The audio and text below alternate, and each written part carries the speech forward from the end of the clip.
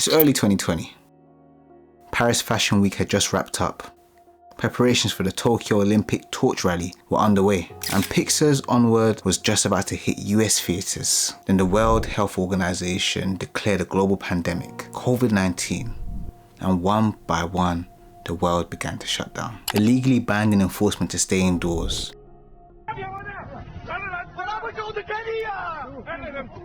To some, this was a dream come true, not having to go into work, go into the office, or even getting paid not to work at all. But to others, this meant nothing to work towards, no social life. Daily routines have disappeared, and don't forget, every day the same four walls, day in, day out.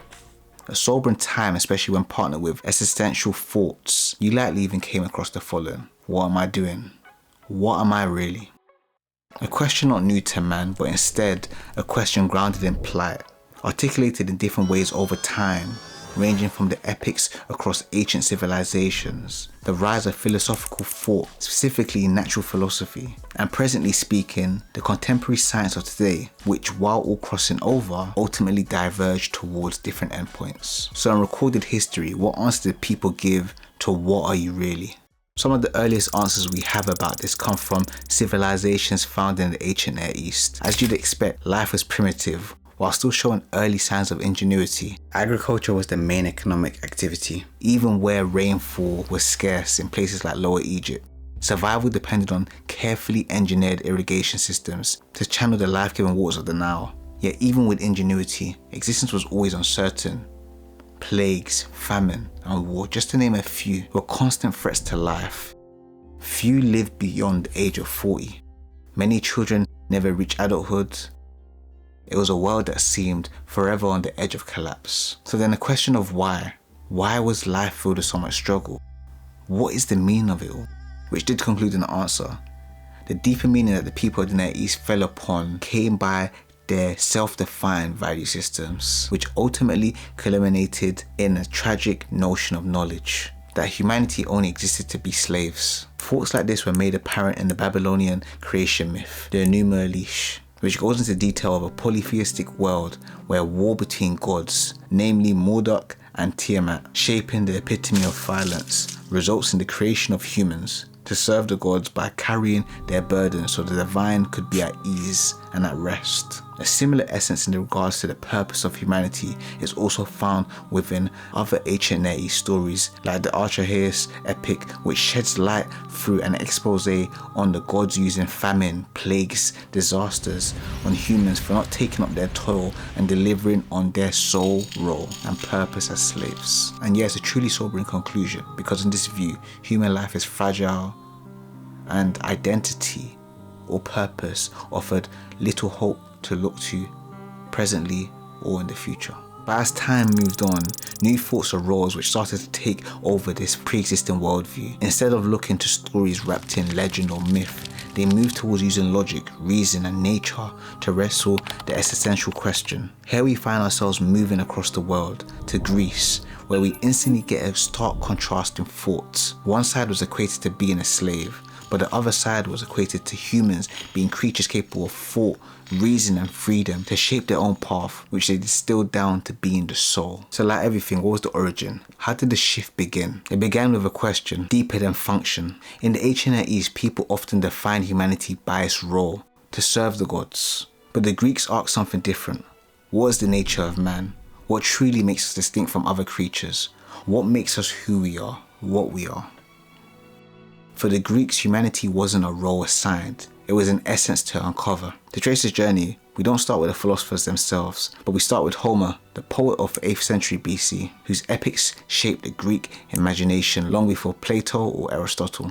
In works like the Odyssey, Homer weaves glimpses of life beyond the body, hints of the soul navigating existence after death. These early references laid the foundations for thinking that humans were more than flesh and soul function. Fast forward to Socrates, who many would say is foundational to Western philosophy. In his student Xenophon's Memorabilia, Socrates is recorded as saying, "For it is not obvious to you that, in comparison with other animals, men live like gods, by nature peerless both in body and in soul." Here we see his unique outlook that humans are distinct from any other creature, not just in what they do, but in their very nature of being. And once again, the soul takes center stage. We move to Plato, Socrates' most famous student, who flips the question entirely. If Socrates queries what are humans, Plato tackles what are humans aspiring to be. His thoughts are summed up in this line from Phaedo: "For the soul, when on her progress to the world below, takes nothing with her but nurture and education."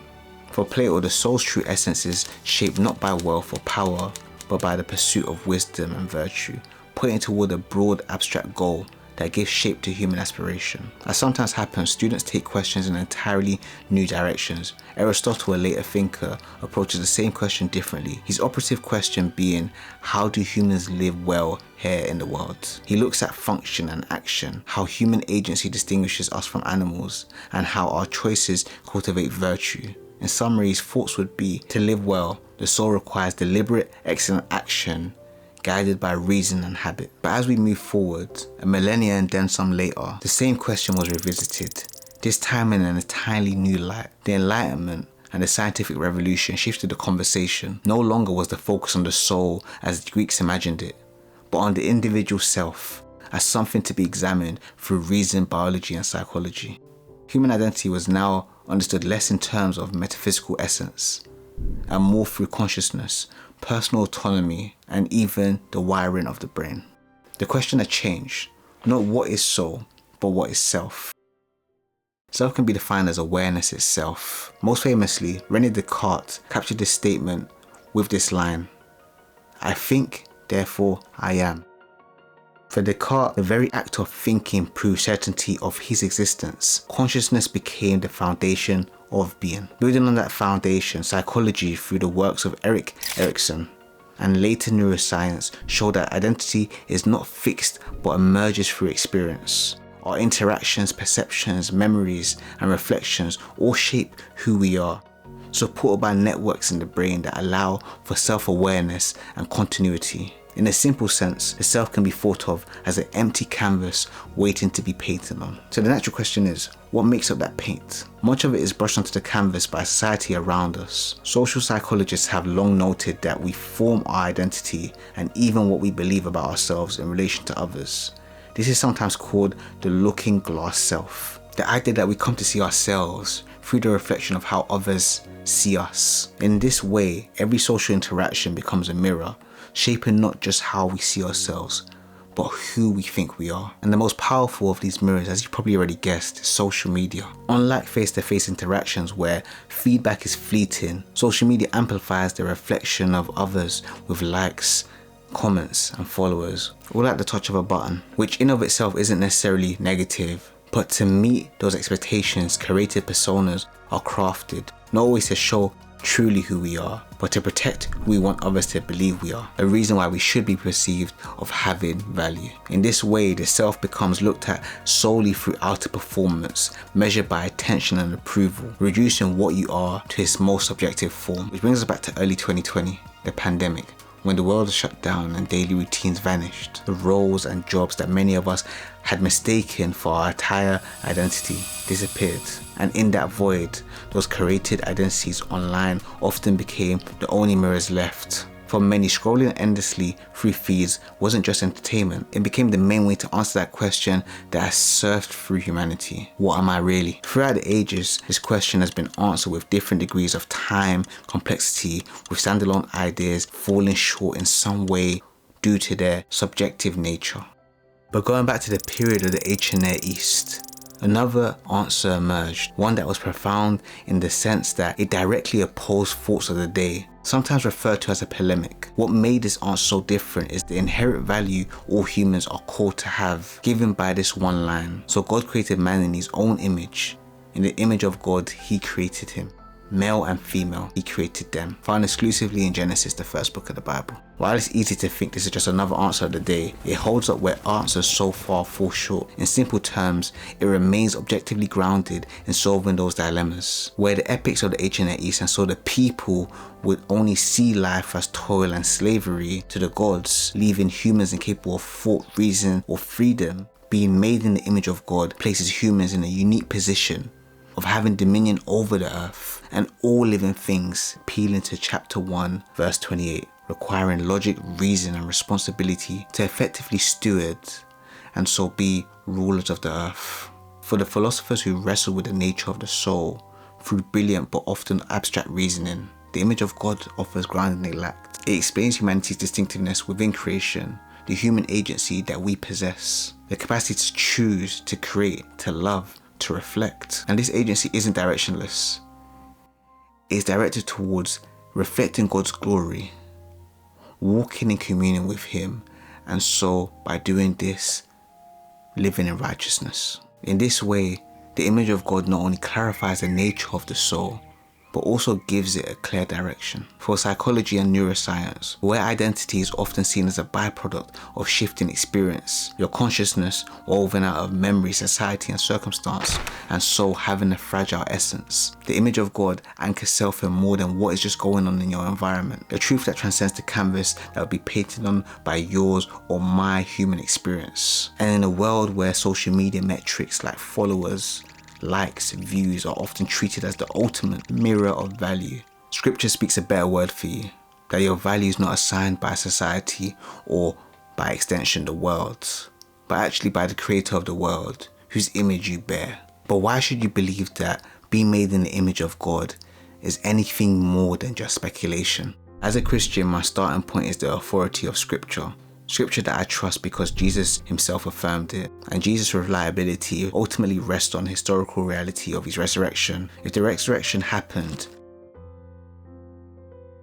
then everything he said about himself is true, and by extension what he says about humanity and also the books that he would affirm that speak about humanity is also true.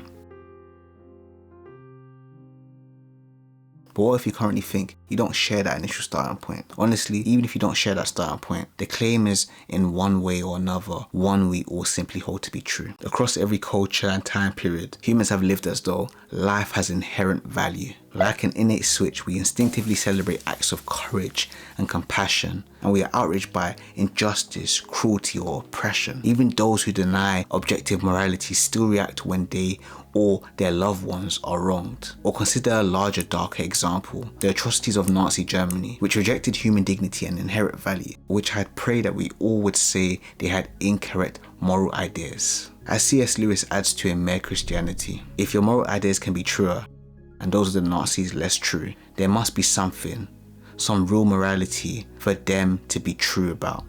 In other words, when we say the Nazis are wrong, we're appealing to a standard beyond mere opinion. So the biblical claim provides a solid foundation for that standard, a reason why life has inherent dignity, why oppression is evil, and why justice truly matters, which history also bears out through the world being shaped for better. Notable examples include the abolition of slavery and the civil rights movement, the establishment of the first true public hospital by the early church father Basil of Caesarea in the 4th century, which provided care to the poor and sick regardless of status, and the rise of universal education through schools and universities, providing everyone the opportunity to learn to read and write, grounded in their belief that every person is made in the image of God. So, for the third and final time, going back to the pandemic, specifically the question of what are you really?